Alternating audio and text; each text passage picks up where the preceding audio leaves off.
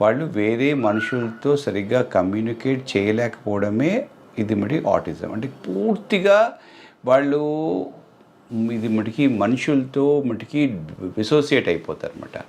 వాళ్ళు చెప్పింది వినరు, ఆలకించరు, శ్రద్ధ ఉండదు.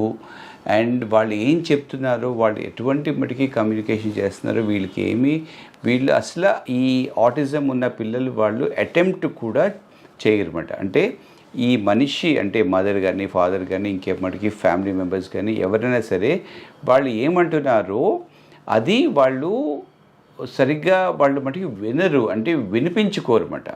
అంటే వాళ్ళకి మటుకి వినికిడి ఉంటుంది, వాళ్ళకి సౌండ్ అయితే మటుకి వినిపిస్తుంది కానీ అది బ్రెయిన్లో మటుకి ప్రాసెస్ అవ్వదు. So complete kind of dissociation from the environment అన్నమాట. ఎన్వైర్న్మెంట్ ఏంటి? హ్యూమన్ ఎన్వైర్న్మెంట్ అంటే హ్యూమన్స్.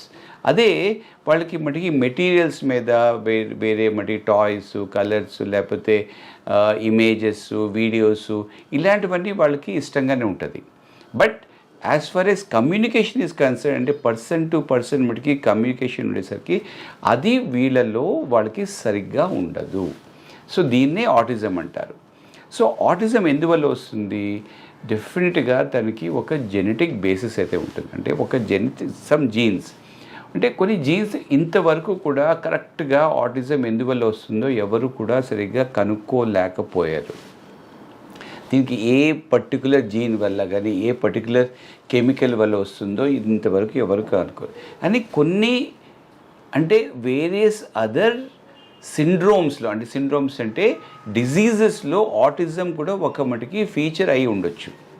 అంటే మనిషికి సపోజ్ ఫిజికల్ అబ్నార్మాలిటీస్ ఉన్నప్పుడు, సరిగ్గా బాడీ సరిగ్గా ఫామ్ అవ్వనప్పుడు, బ్రెయిన్ సరిగ్గా అవ్వనప్పుడు, or some kind of other issues ఉన్నప్పుడు, అంటే వాళ్ళు కరెక్ట్గా టైంకి కూర్చోవడం, నిలబడ్డము ఇలాంటివన్నీ లేనప్పుడు, అంటే వాళ్ళ ఫిజికల్ అపీరెన్స్ కానీ లేకపోతే డెవలప్మెంట్ కానీ సరిగ్గా లేనప్పుడు అట్లాంటి పిల్లలకి వేరే అదర్ జెనెటిక్ ప్రాబ్లమ్స్ ఉండొచ్చు అన్నమాట.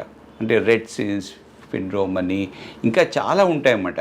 అలాగ చాలా రకరకాలైన వేరియస్ జెనెటిక్ ప్రాబ్లమ్స్ ఉన్నప్పుడు కూడా ఆటిజం వాళ్ళలో ఒక మటుకి ఫీచర్ అయి ఉంటుంది.